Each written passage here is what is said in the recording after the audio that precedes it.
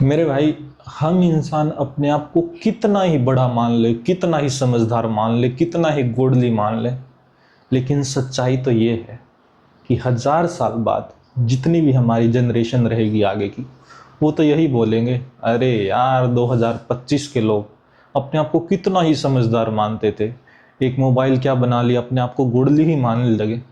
पर लानत है उन पे।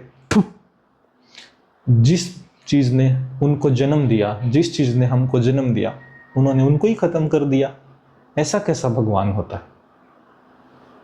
ये बात मैं हवा में नहीं बोल रहा, ये मैं इस वजह से बोल रहा हूँ, जो दवाई इंसानों ने हमें खुद को ठीक करने के लिए बनाई, हमारे पेट्स एनिमल को ठीक करने के लिए बनाई, उस दवाई ने एक पूरी की पूरी स्पीसीज को ही ख़त्म कर दिया। जी हाँ, मैं बात कर रहा हूँ एक बहुत ही सुंदर पक्षी की, मैं बात कर रहा हूँ एक विशाल पक्षी की, जो हमारी सराउंडिंग को क्लीन रखते थे। जी हाँ, मैं बात कर रहा हूँ हमारे वल्चर्स की। इंडिया में वल्चर्स की पॉपुलेशन 1980 में 4 करोड़ थी। समझ रहे हो 4 करोड़ कितने ज़्यादा होते हैं? और लेकिन अभी हमारी पॉपुलेशन बची है केवल एंड केवल 20,000। That's 99.5% decline. तो मेरे भाई, अभी क्वेश्चन ये आता है कि इतना पॉपुलेशन ड्रॉप हो गया तो हमने कुछ किया क्यों नहीं?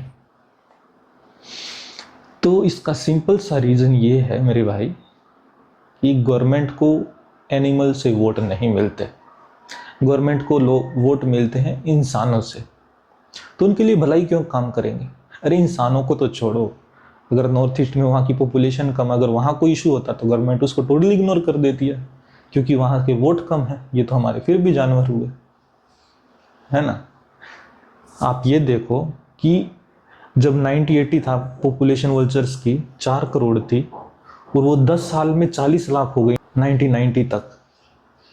तो उस टाइम गवर्नमेंट बोल, अरे हमें तो पता ही नहीं लगा इतनी पॉपुलेशन ड्रॉप हो गई।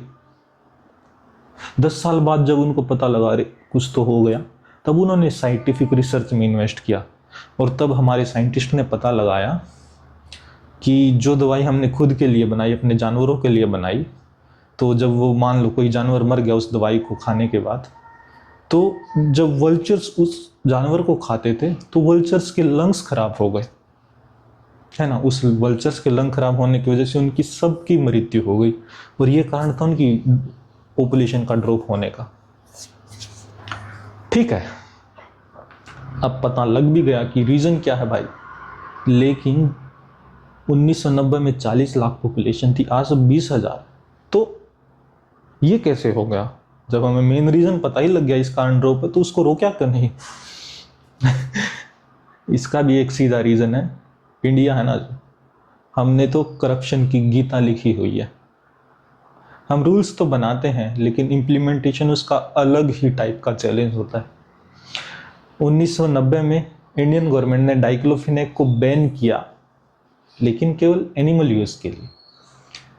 दवाई सस्ती थी वो, तो हमारी ब्लैक मार्केटिंग आपको पता है कैसे वर्क करती है।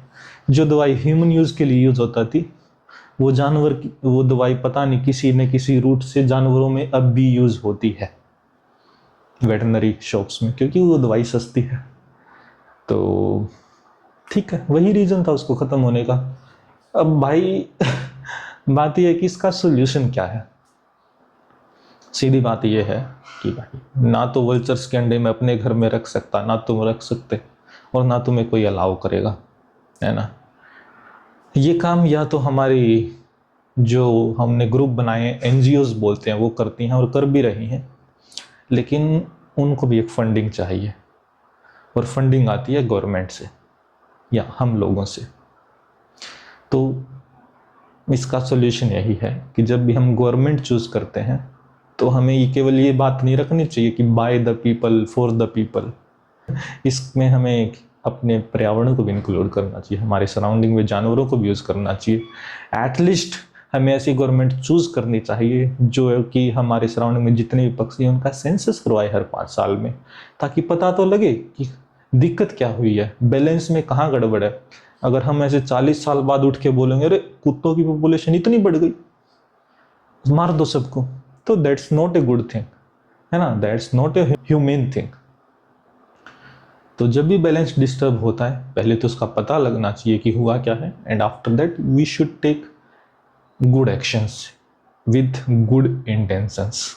That's the only way forward.